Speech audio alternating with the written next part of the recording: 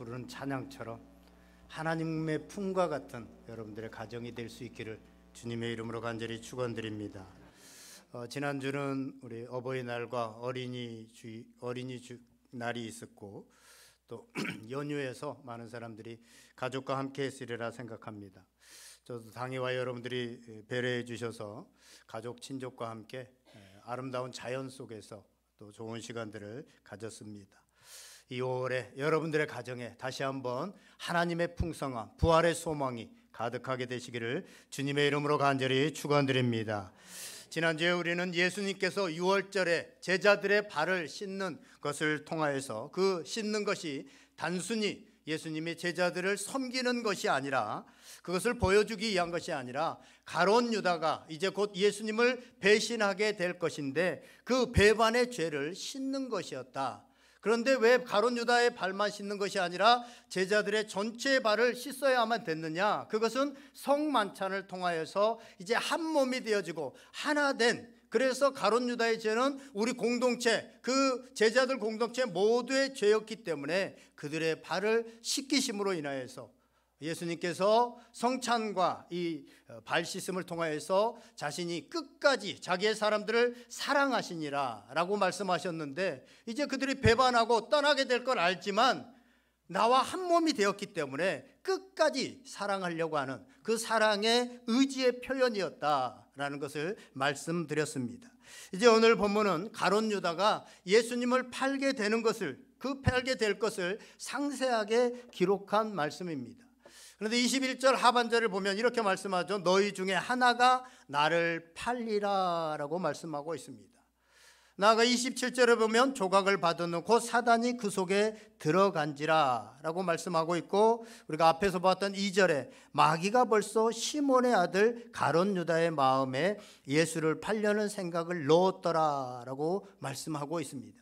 이걸 문자적으로 그대로 보면 사단 마귀가 가룟 유다의 마음속에 예수를 팔려는 마음을 넣었기 때문에 가룟 유다가 예수님을 은 30에 팔아 넘겼다라고 볼 수 있습니다. 이 말을 뒤집어서 생각을 해보면, 만약 마귀가 가룟 유다의 마음에다가 예수를 팔려는 마음을 넣지 않았으면 가룟 유다는 예수님을 팔지도 않았을 거고 악인이 되어지지도 않았을 것이다 라는 것이죠. 그렇다고 본다면 가룟 유다는 죄가 없다, 가룟 유다가 무슨 죄가 있냐, 이 마귀가 그렇게 한 것이지 라고 볼 수 있습니다. 이스라엘 백성들이 출애굽하는 과정 속에서 10가지 재앙을 하나님께서 내리지만 그 본문에 보면 바로가 마음이, 여호와 하나님께서 바로의 마음을 강팍하게 하셔서 바로가 그들을 떠나보내지 않았다라는 말씀이 있습니다.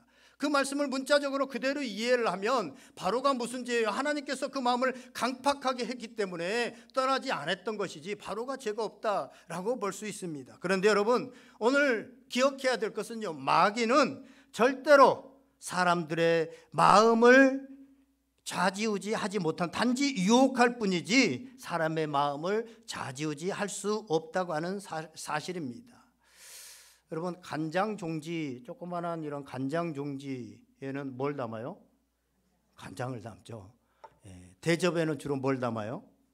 국이나 물을 담죠. 밥그릇에는요, 밥그릇에는 밥을 담습니다. 마찬가지로 마귀를 담는 그릇, 마귀가 담기기 쉬운 그릇이 있다는 거예요.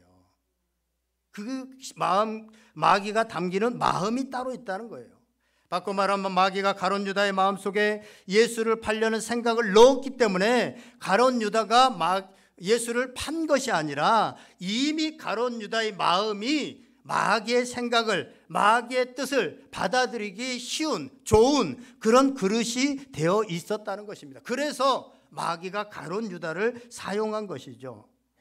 그래서 가룟 유다가 예수 그리스도를 판 것은 마귀 책임이 아니라 철저히 가룟 유다의 책임이었다는 것입니다. 사람들은 대부분요, 감정에 따라서 기분이 좋아지기도 하고 나빠지기도 하고, 감정에 따라서 어떤 행동을 하기도 하고 어떤 사람들을 대하기도 합니다. 그렇죠? 그런데요, 이 감정이라고 하는 것은 우리 생각의 결과입니다. 어떻게 생각하느냐에 따라서 내 감정이 좌지우지합니다. 지난주에 제가 잠깐 말씀드렸지만, 제가 이렇게 나가다가 어느 성도님한테 인사를 했는데 그 성도가 그냥 모른 척하고 지나갔다. 그러면 두 가지 생각이 들죠. 무슨 생각이 들습니까? 저 성도가 나를 싫어하나? 나를 무시하나? 아니면 내가 저 성도한테 뭐 잘못한 게 있나? 그렇게 생각하면 어떤 생각이 듭니까? 무시하고 나를 싫어한다라고 생각하게 되어지면 분노가 일어나죠. 내 안에 괘씸하다는 생각들이 일어나게 되어지고, 또 뭔가 내가 잘못했나라고 하면 불안해지고, 그런 것이 있게 되어지면 관계가 아무래도 멀어지고 서먹해집니다. 그런 생각으로 가득 차 있으면, 그런 감정으로 가득 차 있기 때문에. 그런데 인사를 안 하고 지나가는데 생각에 나를 못 봤나? 아니면 무슨 바쁜 일이 있나? 지금 급하게 식사 준비하러 내려가야 되나? 그래서 지금 내 인사를 못 봤나?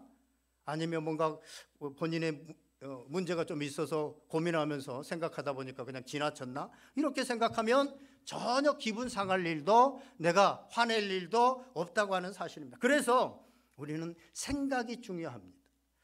생각이 없이 살면 잘못된 길로 갈 수 있고 패망의 길로 갈 수 있습니다. 그래서 주님이 원하시는 행복한 삶과 주님이 원하시는 삶을 살기 위해서는 우리의 생각을 하나님의 말씀에 복종시키는 것이 필요하다고 하는 사실입니다. 그런데 우리가 먹고 살기 바쁘다고 그냥 뭐 세상 살아가면서 바쁘게 살아가다 보면 마귀는요, 우리로 생각을 하지 못하게 합니다.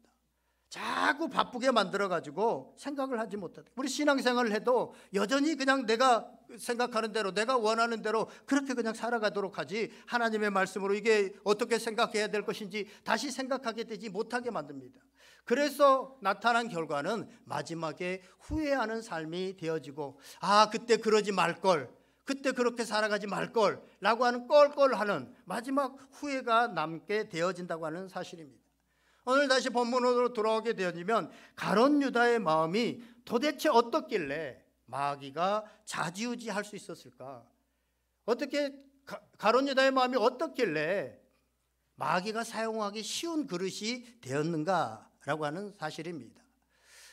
신앙생활하고 교회생활을 하다 보면 어떤 사람들은 계속 마귀가 또 뭐 잘못을 하고 또 뭐 그렇게 했는데 또 후회하고 또 회개도 하고 하다가 또 똑같은 일을 하고, 사용하는 사람은 계속 마귀가 사용하고 있는, 그래서 그래 인생을 망치고 마는 그런 일들이 있게 되어지는데, 오늘 가룟 유다의 마음이 어떻길래 마귀가 좋아하고 이용하기 쉬운 마음이 되어졌냐는 것이죠.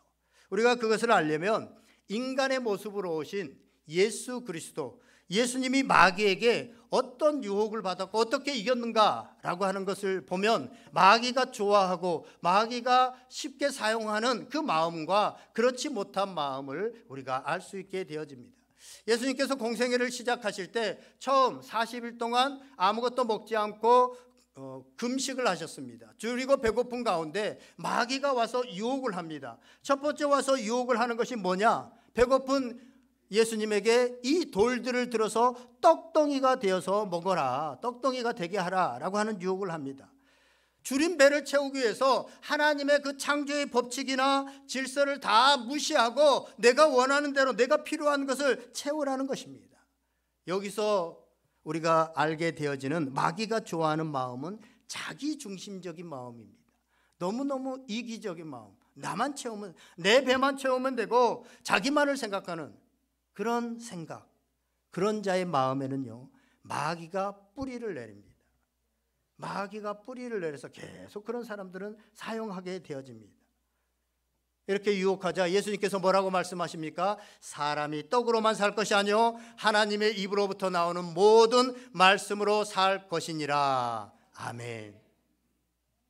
하나님의 말씀으로 채워질 때, 이 말씀을 통해서 마귀가 결코 우리 마음에 뿌리 내릴 수 없는 마음은 자기로 가득 차게 되어지며 거기는 언제든지 마귀가 들어와서 뿌리를 내립니다. 그런데 하나님의 말씀으로 채워지며, 아니야, 말씀이 그렇게 하지 않아, 미워해, 저 사람 너 싫어했잖아, 미워해 라고 마귀가 유혹할 때, 아니야, 말씀이 그렇지 않아 라고 말씀으로 무장할 때, 말씀을 중심으로 해서 살아갈 때 마귀가 우리의 마음을 차지하지 못하고 우리를 사용하지 못한다고 하는 사실입니다.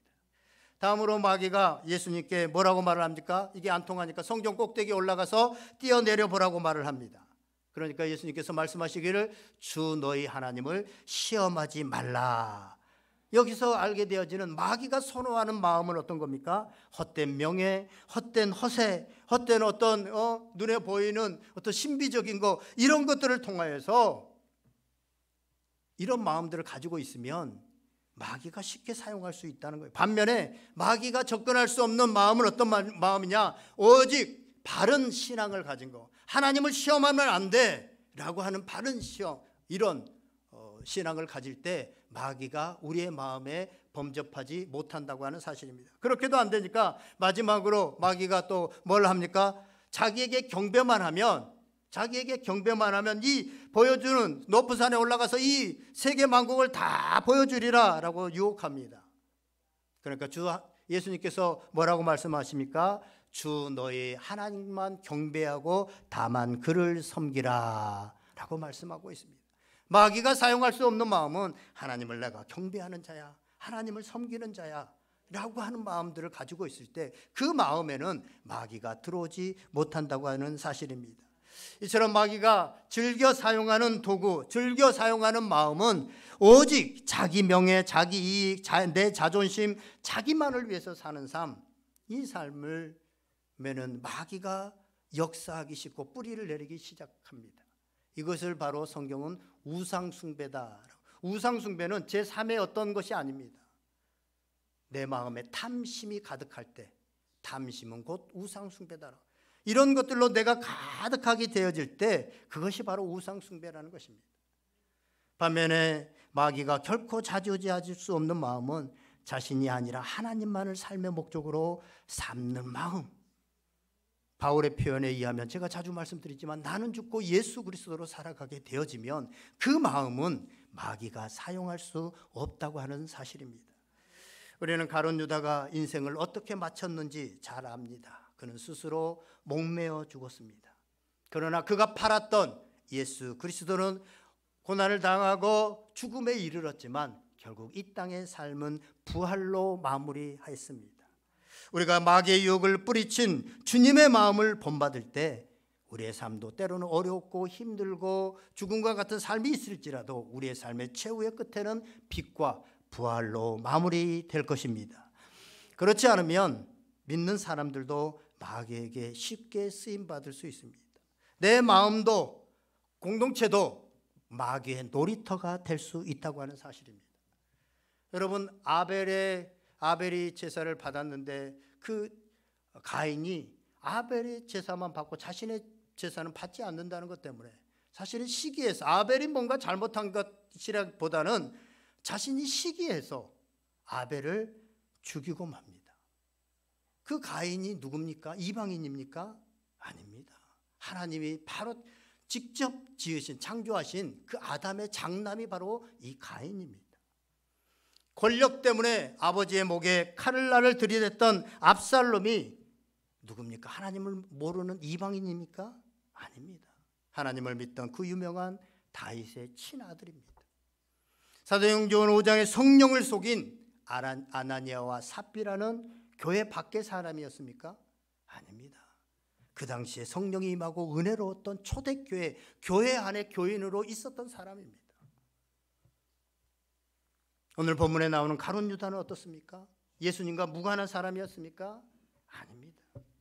그는 영광스럽게도 예수님이 기도하고 선택한 12명의 제자 중에 하나였었습니다.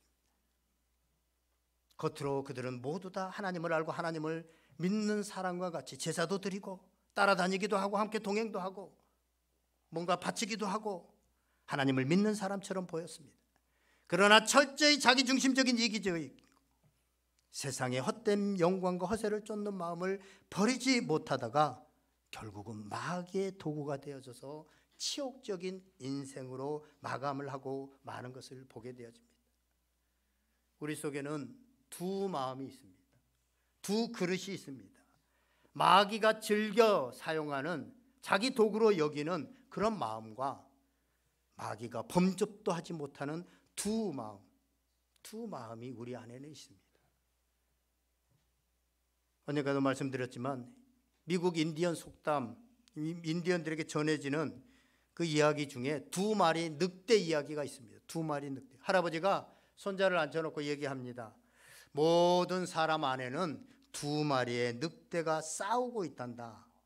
한 마리는 화와 원망과 걱정과 두려움이 가득 차 있어 분이 가득 차 있는 그런 늑대하고, 또 다른 한 마리는 희망과 평화와 사랑과 기쁨과 감사가 가득한 늑대란다. 이 두 늑대가 싸우고 있어.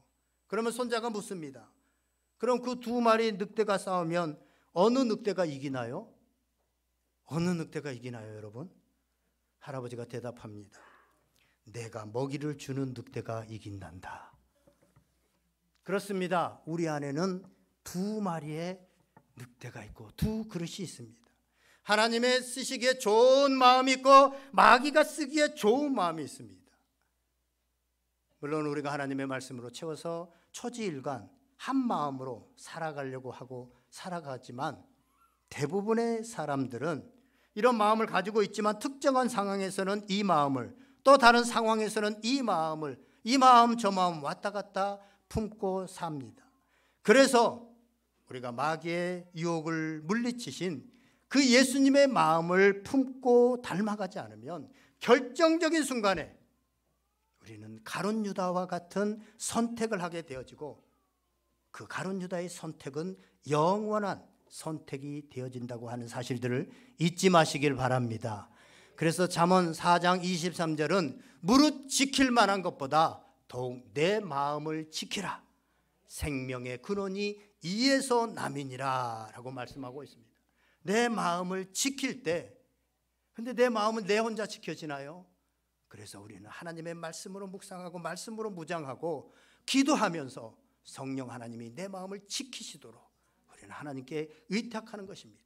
그래야만 우리가 하나님의 쓰시기에 적당한 그릇이 되어집니다. 그렇지 않고 그냥 생각 없이 방치해두면 우리는 여지없이 우리가 교회에 나오고 있고 직분이 무엇이든지 간에 마귀가 쓰는, 마치 가룟 유다와 같이 그런 마귀가 쓰는 그릇이 되어지고, 그 결과는 비참한 결과로 인생이 마칠 수 있다고 하는 사실입니다. 사랑하시는 여러분, 어떤 상황 속에서도 마음을 말씀으로 지키시는 복된 성도들 다 될 수 있기를 주님의 이름으로 간절히 축원드립니다. 오늘 말씀에서 또 한 가지 살펴보기를 원하는 것은요, 우리 26절 말씀입니다. 26절 말씀 다 같이 한번 읽어보겠습니다. 시작.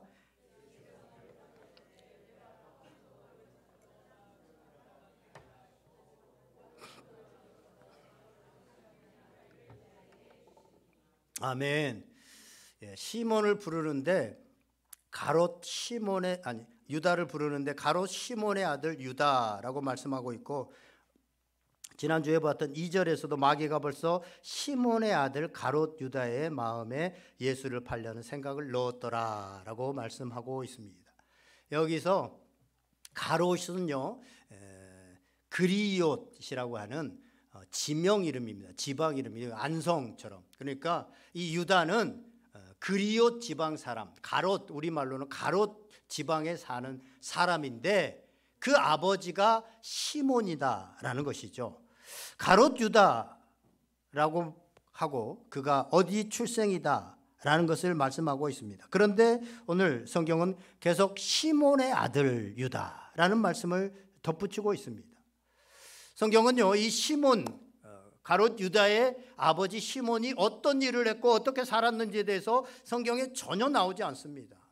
다윗처럼 굉장히 유명한 이런 사람이었으면 다윗의 아들, 암놈 이렇게 하면 되는데 전혀 유명하지 않고 나오지도 않는 이 사람의 아들 시몬 이렇게 말을 합니다. 사실 가리옷 시몬, 가롯 유다라고만 해도 되는데 왜 이렇게 굳이 시몬이라고 하는 시몬의 아들 유다라는 말을 했을까요? 저는 이런 생각을 합니다. 유다가 마귀의 유혹을 쉽게 받아들여서 은 30에 예수를 팔아 넘기는 그런 마음 상태가 된 데에는 아버지 시몬의 목도 분명히 있다라는 것을 말씀하시기 위해서 굳이 시몬이 어떤 사람인지에 대해서도 말씀하시지 않으면서도 계속 시몬의 아들 유다, 단순히 가롯 유다가 아니라 시몬의 아들 유다라고 말씀하고 있다는 것입니다. 가롯 유다는 시몬에게서 태어났고 그 시몬 밑에서 자라고 배운, 유다는 결국 그런 인간밖에 될 수 없었다. 그 아버지의 인격과 그 아버지의 삶이 그 안에 녹아들어서 어찌 보면 진리를 은삼십에 거리낌 없이 바꿔버릴 수 있는, 맞바꾸게 할 정도의 어떻게 보면 인격이나 신앙으로밖에 자랄 수 없었다라는 것입니다. 반면에 여러분, 다윗을 보세요. 다윗은 소년의 몸으로 이스라엘이 지금 블레셋이라고 하는 나라의 공격을 받고, 블레셋의 그 장수가 골리앗이 좀 으름장을 놓고 있을 때 그가 담대히 나아가서 그 골리앗을 물리칩니다. 그러자 사무엘상 17장 58절에 보면 그때 왕이었던 사울 왕이 묻습니다. 이렇게 말하죠. 내 이름이 무엇이냐 이렇게 물어보는 것이 아니라, 소년이여 누구의 아들인가 라고 묻습니다. 내가 누구의 아들이냐 라고 묻습니다. 그러자 다윗이 그렇게 대답하죠. 나는 주의 종 베들레헴 사람 이새의 아들이니이다 라고 말합니다. 이 말 속에는 내가 내 아버지의 용기와 신앙을 이어받았지 않았더라면 나는 오늘 하나님의 이름으로 골리앗과 싸우지 못했을 것입니다. 아버지의 믿음과 그 용기에 대한 자부심, 그것이 배어있는 대답이 바로 나는 주의 종 베들레헴 사람 이새의 아들입니다 라고 그렇게 말하고 있다라고 볼 수 있습니다. 이새가 누굽니까? 마태복음 1장 5절을 보면 예수님의 족보를 쭉 소개하고 있는데요, 사실 이새가 뭐 대단한 일을 했다라고 성경에는 별로 나오지 않습니다. 그런데 이렇게 말합니다. 살몬은 라합에서 보아스를 낳고, 보아스는 르sek에서 오벳을 낳고, 오벳은 이새를 낳고 라고 말씀하고 있습니다.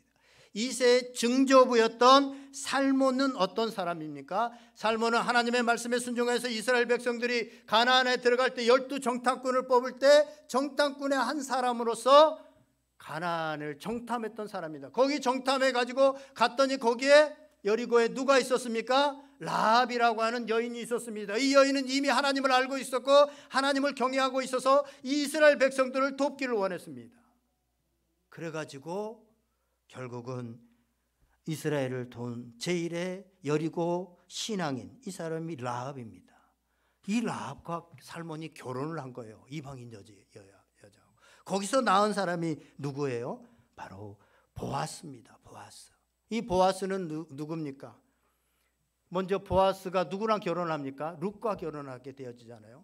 이 룻은 정말 시집으로 와서 청산과부가 되어서 남편도 죽고 모든 것들이 시댁과 끊어졌음에도 불구하고 오직 하나님을 믿고 하나님의 계명을 따라서 시어머니를 따라서 유대 땅 베들레헴에 왔던 이 여인, 아무것도 없이 있었던 이 여인, 그러나 믿음이 있었던 위대한 하나님의 딸이었습니다. 그 딸을 보고 보아스가 정말 굳이 다른 사람들은 이 거지가 된 아무것도 없는 돌봐줘야 될 이런 사람하고 결혼을 하지 않으려고 했지만 기업 물을 자로서의 그 임무를 충실히 했던 보아스가 결혼했습니다. 그래서 태어난 사람이 누굽니까? 이새의 아버지 오벳입니다. 오벳은 섬기다라는 뜻을 가진 사람으로 평생 하나님을 섬겼던 그런 하나님의 사람이었어요. 그에서 태어난 사람이 바로 이새다라고 말을 하고 있습니다. 다시 골리앗을 물리치고 평생 하나님을 경외하고 이스라엘의 성군의 왕이 되어줄 수 있었던 것은 바로 이런 아버지의 믿음과 인품이 다윗 속에 한데 어우러져 있기 때문에 다윗이 그런 사람이 될 수 있었다고 하는 사실입니다. 지금 이 세상에는 시몬의 아들 유다도 있고 이새의 아들 다윗도 있습니다. 부모는 이 세상에 태어난 아이들이 처음으로 만나는 사람입니다. 처음으로 접하는 선생이요, 처음으로 속하게 되는 환경이기에 자식에 대한 부모의 영향력은 거의 절대적입니다. 과연 우리는 부모로서 유다의 아버지 시몬입니까? 아니면 다윗의 아버지 이새입니까? 중요한 것은 여태껏 어떤 삶을 살았던 상관없이 지금부터라도 확실한 믿음 안에서 굳건한 진리의 사람이 되기만 하면 우리 자녀들은 한때 어긋나게 자란다 할지라도 언젠가는 반드시 믿음의 자식, 다윗과 같은 자식들이 될 수 있다고 하는 사실입니다.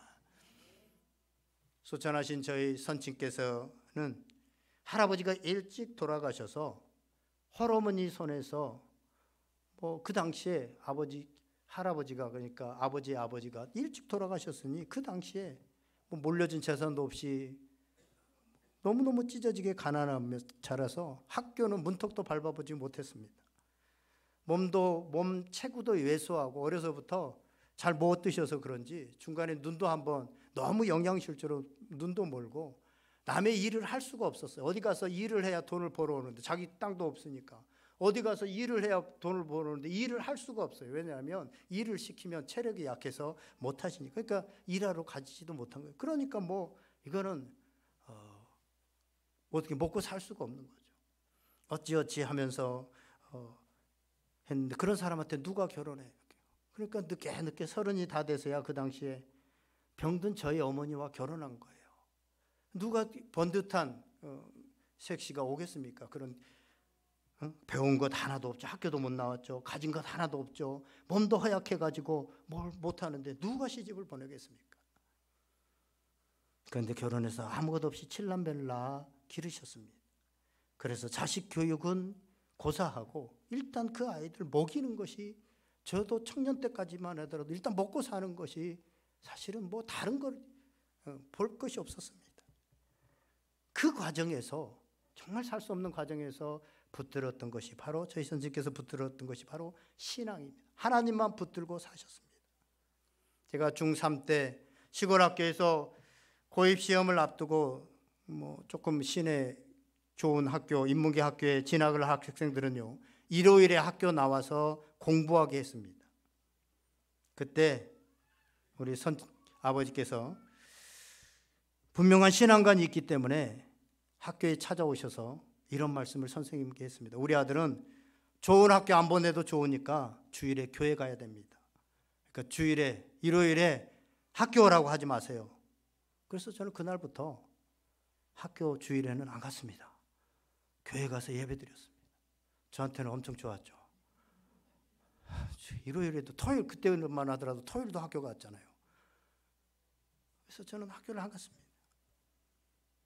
이러한 철저한 아버지의 신앙이 우리 7남매들이 결국은 결혼해서 3명의 목사님과 사모님, 2분의 장로님, 그리고 3분의 권사님이 되어서 지금 신앙생활을 잘하고 교회를 열심히 세우고 있습니다. 저나 형제들이나 못 살고 너무나도 가난했기 때문에 제가 언젠가 간증했지만 청년 시절, 청소년 시절 한참 이성이 발달한 시절에 세상을 뒤엎고 싶었습니다. 그래서 데모에 앞장서기도 했습니다. 왜냐하면 너무나도 불합리하게 보였거든요. 누구는 참고서 하나도 없는데 누구는 학원 가서 공부하고 있는 이런 불합리한 세상을 나는 뒤엎어야 된다라는 생각들을 가졌습니다. 그래서 충분히 중간에 잘못된 길로 갈 수 있었습니다. 신앙을 떠나서 살 수도 있었지만 그때마다 우리 아버지가 했던 그 행동, 그리고 그때마다 보여줬던 그 믿음, 그것이 저와 형제들 속에 함께 했기 때문에 결정적인 선택의 상황이나 어떤 잘못된 길로 가야 될 그런 상황 속에서 올바른 선택, 하나님이 기뻐하시는 선택을 했다라는 생각을 합니다. 저는 지금 저의 부모님의 신앙과 삶을 딛고 서서 지금 이 목회 자리에 서 있다 생각이 듭니다. 그래서 물려준 것 하나 없으시지만 저희 아버지를 저는 누구보다도 존경합니다. 믿음이라고 하는 큰 유산, 뭐 학벌이나 아니면 돈이나 이런 것들을 물려줬다면 내가 인생의 결정적인 순간에 어떤 선택을 해야 되는 순간에 잘못된 길로 나아가야 되는 그런 상황에서 어떤 결정을 했을지 모릅니다. 그런데 믿음을 유산으로 주었고 그것을 보여주셨기 때문에 저는 그 상황에서 이 선택을 할 수 있었기에 저는 지금 목회 현장에도 저희 아버지의 큰 유산이 함께하고 있다라는 생각들을 합니다. 사랑하는 여러분, 우리가 죽어 육체는 떠나가도 우리의 믿음과 살아온 흔적은 사라지지 않습니다. 우리 모두 이새와 같은, 다윗의 아버지 이새와 같은 믿음의 아버지, 믿음의 어머니가 되시기를 주님의 이름으로 간절히 축원드립니다. 비록 지금까지는 유다의 아버지 시몬과 같은 삶을 살았을지라도 지금부터 우리의 마음을 지키고 우리의 생각을 지켜서 우리가 하나님과 동행하는 그런 삶을 보여준다면, 이세의 아버지와 같은 그런 모습이 되어진다면 우리 자녀들은 가룟 유다로 가지 않고 모두가 사랑하는 다윗과 같은 자녀들이 될 것입니다. 그리고 우리 자녀들은 온 세상을 향하여 자랑스럽게 말할 것입니다. 나는 이새의 아들 다윗입니다. 나는 이새의 아들 다윗입니다. 이런 축복이 우리 가정들에게 다 있기를 주님의 이름으로 간절히 축원드립니다. 기도하겠습니다. 우리 다 같이 오늘 말씀 붙들고, 하나님, 세상에 여러 가지 흔들릴 수 있는 이런 상황 가운데서도 마귀의 유혹에 넘어가지 않도록, 우리의 마음이 마귀가 사용하는 마음이 되어지지 않도록, 마귀의 놀이터가 되지 않도록 하나님 지켜주시고, 내가 그 믿음으로 지킨 그것 때문에 우리 가정에 우리 자녀들이 또 그 믿음의 유산을 받아서 바로 성장하고 믿음의 자녀들이 되어질 수 있는 이런 복을 허락하여 주시옵소서. 성령님께서 여러분들의 마음 가운데 주신 말씀 붙들고 다 같이 한번 간절히 기도하시겠습니다. 다 같이